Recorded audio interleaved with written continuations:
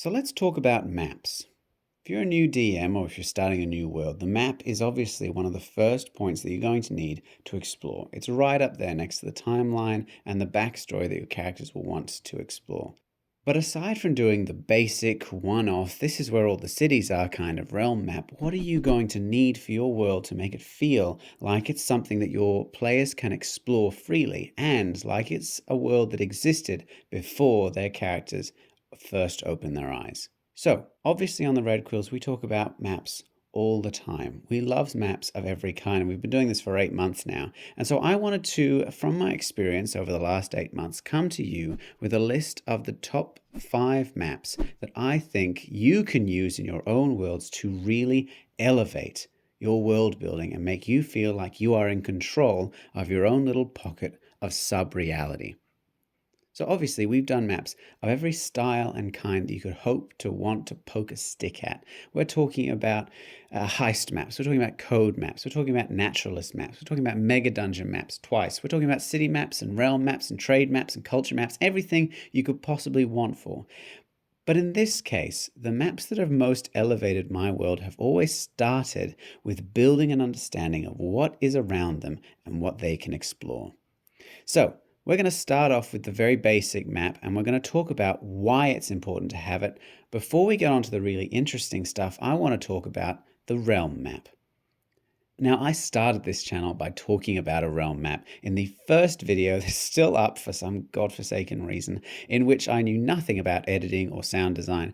I talked about how you can create a realm map and what the principles that you need to use are in order to make it fun and explorable. But I want to revisit that in the context of what you need for your world, because while a realm map is really, really interesting for your players to look at, while it does let them know where their destination is, why it's important to have something that they can hold and look at and plan and understand how the world is laid out according to where the continents are, how the trade works. The realm map is much more important for you.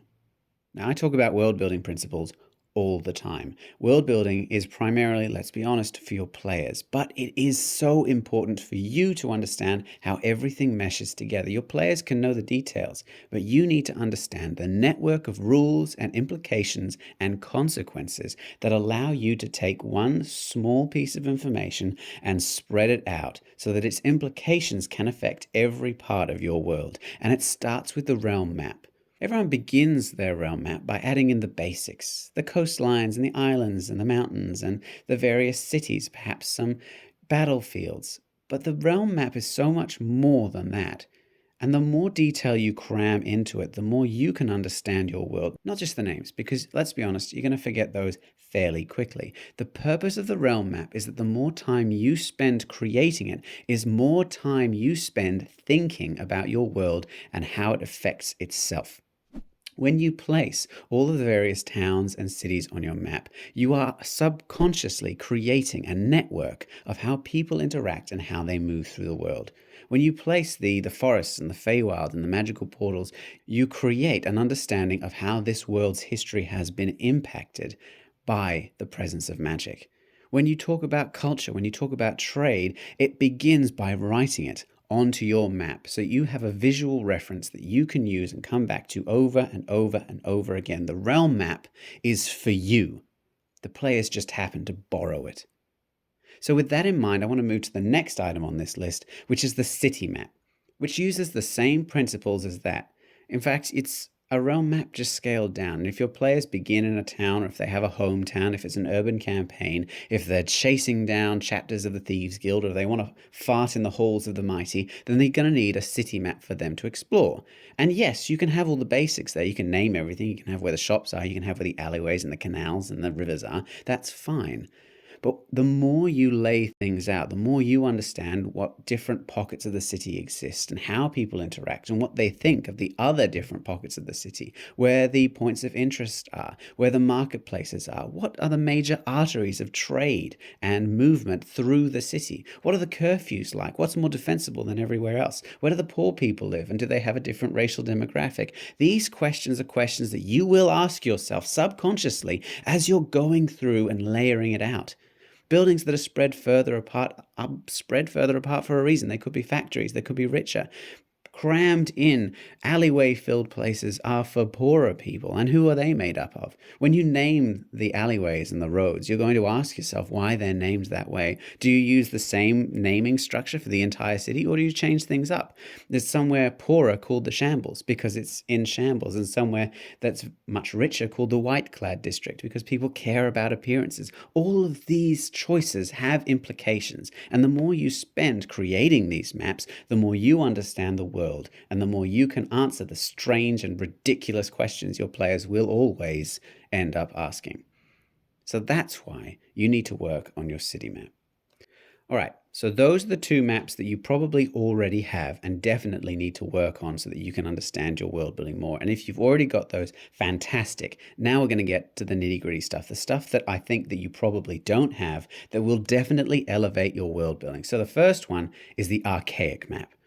Now, I worked on one of these for the recent series that I did, and I have to say, I loved the making of it. It was a little bit more difficult, a little bit stranger than one of my standard maps. You couldn't sketch because of the way that I weathered the paper. You had to use different symbols so that it looked older. I had to change up the names of the cities and towns and where the roads went. And that was so much fun because it allowed me to create something that you could reference using the original map and show what has changed over the course of centuries, and in this case, a millennium.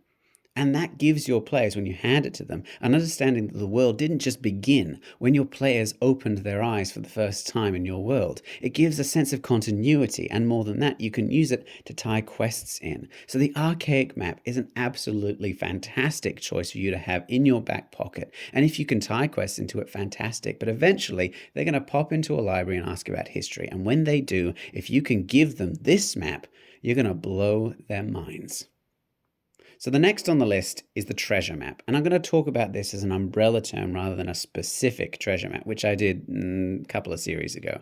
The treasure map is really just a quest item. When your players are looking for something, you hand them a map and you say, all right, here it is. And sure, they could mark it on the major map, but if you give them a treasure map, something that was made by the person who has found or buried or lost the original of what they're looking for, then you can give them so much more world building and context for the quest that they're going on. And more than that, it really brings them into an understanding of what their characters would do with this map. They can make notes on it. They can scroll things. They can measure distances. It's a fantastic choice to allow you to make the quests a little bit more engaging and enrolling.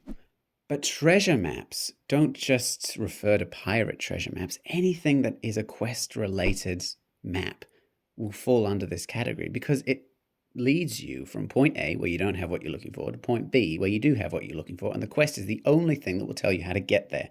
I'm talking the coded maps. I'm talking about the quest maps. I'm talking about the map from The Hobbit at the beginning of the book. That's a treasure map when you think about it. But as a whole, you want to use them as a basis for a quest, and I would recommend that you add one in ASAP. All right, we're going to move on to the last one now, and it's one that I actually haven't revealed on this channel yet. It's from the upcoming series. And before we get onto it, if you're enjoying what we're talking about here, if you have your own ideas about the maps that you would involve in your world, if you think that some of my other maps, like the Naturalists maps, are a better choice for this list, then I would love to hear about it in the comments. And what's more, we've started a Discord so that people can share their ideas, get new concepts, and world build collaboratively. So the link to the Discord is in the description below. And now we'll move on to the fifth map, the last map on this particular list, because I'm going to keep it short and sweet today, which is the Labyrinth map. Now, I did one for this upcoming series. As I mentioned, it's not quite as big as I would have made it. I guess you could say that it's another idea based on the Megadungeon system. It's not really. People just love Megadungeons. But the idea is really, really simple. It's a map that you can use and that they can use exploratively. So I did one by hand. You don't have to do one by hand. But the idea that I did for this one is that you can scan it and then make it bigger and then print it out so you can use it to explore. I've made the scale a 1 centimeter square here, but if I scan it at 600 DPI, you should be able to print it so that the squares are an inch wide, so you can use it for your D&D minis. That's the concept that I was working with. But more than that, the Labyrinth map is really just a pocket. It's a pocket dimension. You can just stick your players in there for a little while, and it will always turn up something new and fun. New puzzles, new enemies, new information. So there's always more secrets for them to explore. Dungeons are always used in D&D and TTRPG worlds as this one-off kind of thing. And I don't really get that? Why don't you return there if it's inhabited? Why don't you use it as a trade hub? Why aren't there more secrets for you to find? Keep coming back to it. So I'm going to talk more about the Labyrinth map later in the series when I talk about sewers and grid maps and that kind of thing. If you want to learn more about the Labyrinth map, you can return to the channel. I think it's coming out in 2 weeks' time after this video. So keep an eye out for that. I'll send a notification out for everyone who's subscribed to the channel. You'll get to see it. Now, I hope this has given you a better idea of what kind of maps that you need for your world. If you've already created maps, if you're not as interested in maps, then that is A-okay. But if you want more ideas for maps, my page is filled with 8 months worth of making one map a week. So you can check out everything that I've created. You can always ask me your questions in the comments. You can join the Discord. And you can join my Patreon, which is free to join and has the weekly uploads and behind the scenes shots. But if you wanted to get some more behind the scenes looks, early access to the videos, specific stickers and membership bonuses, then you can become a member of the Red Quills on YouTube or Patreon so you can see what we do behind the scenes, and you can ask for upcoming topics and get your names at the end of my videos. And of course, I will be exceedingly grateful and perhaps name a map after you. So, those are the 5 maps. You've probably already got 2, the realm map and the city map. So the 3 that you're looking for are the Archaic Map, the treasure map, and the Labyrinth map. Keep your eyes peeled for the last one. Take a look at my channel if you want to see the other ones, and leave your arguments in the comments below. I want to hear your opinions. Please tell me your opinions. I love them. All right, I will try to reply to every comment, but until next week, when we start on the next series in which I'll be collaborating with Conflux Creatures on creating grid maps, take it easy and make some maps.